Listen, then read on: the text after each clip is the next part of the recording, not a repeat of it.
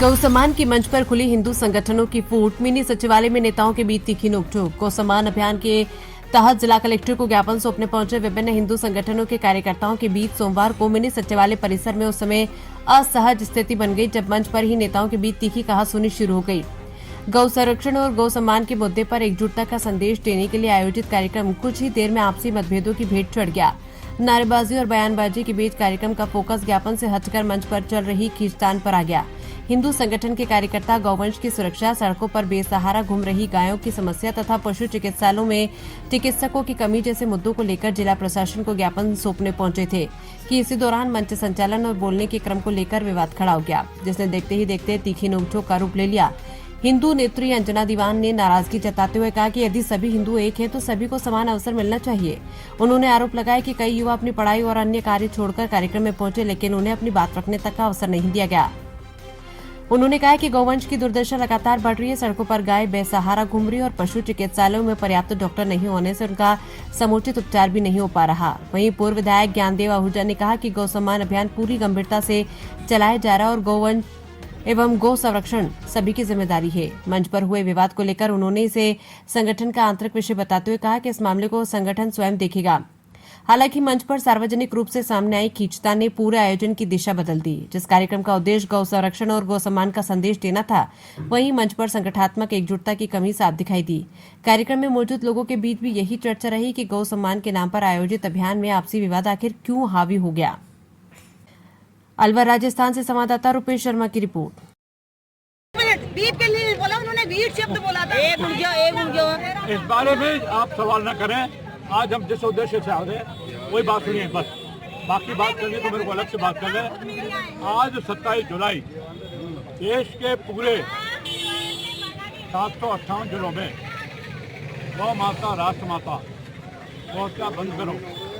प्रत्येक पंचायत केंद्र पर गौशाला का निर्माण हो और नदीशाला का निर्माण हो और गौ माता को राष्ट्र माता का दर्जा घोषित किया जाए।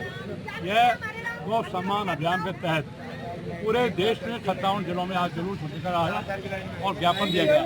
ज्ञापन दिया गया है महामहिम राष्ट्रपति के नाम, ज्ञापन दिया गया है हमारे श्रद्धेय प्रधानमंत्री माननीय मोदी जी के नाम, आज ज्ञापन दिया गया है हमारे माननीय मुख्यमंत्री के नाम, ज्ञापन दिया गया है हमारे महामहिम गवर्नर साहब के नाम। इस ज्ञापन में ये चारों बातें मैंने बताई। फिर सुन लीजिए, पूरे देश में गौशाला बंद हो, गौ माता को राष्ट्रमाता दर्जा और गौ माता के लिए हर पंचायत केंद्र पर एक गौशाला, नदीशाला, हर गौ सेवा किसान को अनुदान। साथ में दिल्ली और जयपुर में गौ माता का आयोग नहीं हो, बोर्ड नहीं हो और वो मंत्रालय हो, अपने में विभाग हो, गौ माता का चिंतन हो और उस पर रिसर्च किया जाए भारत के गौवंश के बारे में, न कि जर्सी गाय के बारे में। ये ज्ञापन दिया गया आज उसके बारे में। यहाँ लगभग 1000 से ज़्यादा गौ सेवक इकट्ठे हुए हैं। अभी 14 जनवरी मकर संक्रांति पर 50,000 से लगभग 1 लाख गौ सेवक इकट्ठे होंगे पूरे। रात को भी करते हैं, सब गोरक्षक दल से हैं और गोरक्षा भाई भी हैं, ठीक है ना। तो ये आते हैं तो पता नहीं, ना तो किसी को मौका देते हैं बोलने का, ठीक है, कि जो मेन मुद्दे हैं, ना तो हमारी गौशाला है, ना हमारे पशु चिकित्सालय में रात को डॉक्टर अवेलेबल रहते हैं, ठीक है। और यहाँ हम कंटिन्यू आते हैं, तो 2 बार आ चुके हैं हम लोग, 2 बार कलेक्टर मैडम उपस्थित नहीं रहती हैं, बस ज्ञापन देके यहीं से चले जाते हैं। तो ये क्या दोहरा मापदंड है क्या? हिंदुओं का हिंदू तो होना चाहिए।